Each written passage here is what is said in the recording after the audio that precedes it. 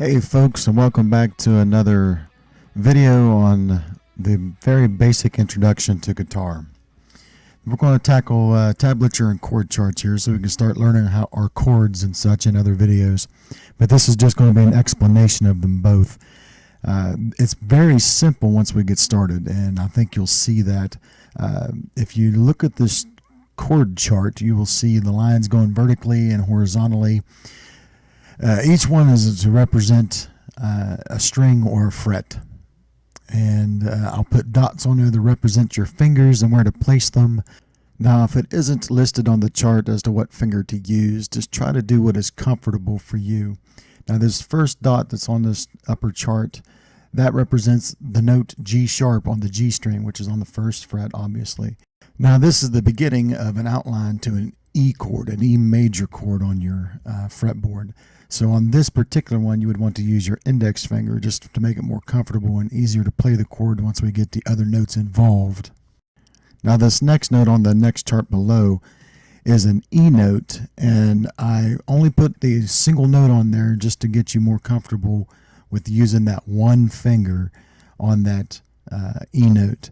The second fret of the D string, which will be your fourth string if you're counting down from the top. Now, I suggest that you use your ring finger for this note. So far we have the index finger and the middle finger, and the E major chord is going to need us to use one more finger to complete the chord, and that will be the B note, which is the second fret of the A string. And to complete this chord, you're going to need your middle finger on this note. So you'll be using the three fingers, your index, your middle, and your ring, all laid out in this chord, and it should look kind of like this.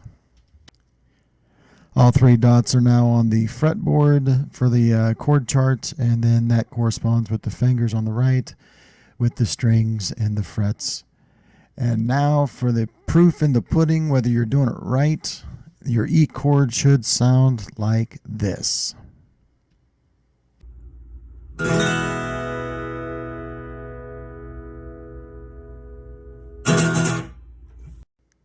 Now we'll move on to the tablature. We'll use the same E chord to explain how to use this, and in my personal opinion, this is the easiest form to use. Maybe it's because I'm more familiar with it, because this is what I used growing up.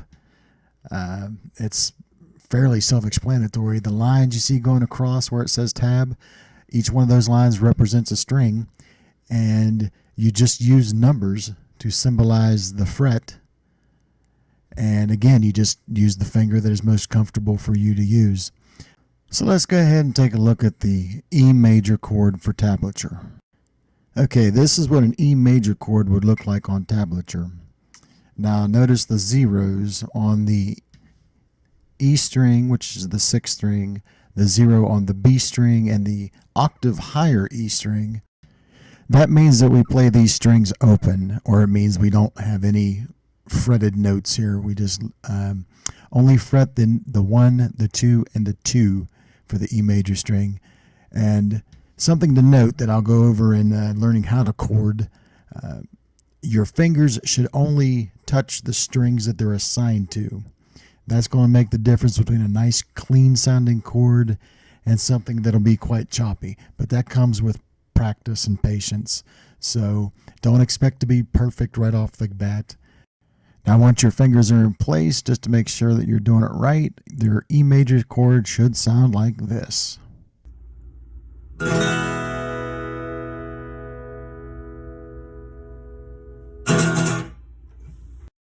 Now, one last little thing to cover with the tablature, and it is, in my opinion, a decent way to learn the positions and things on the fretboard as far as scales and things of that nature.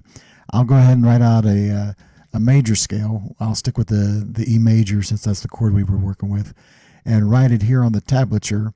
And you can see that the numbers correspond with the frets. And again, you use your fingers with where it feels most comfortable. And if you have done this correctly, what you should hear is this.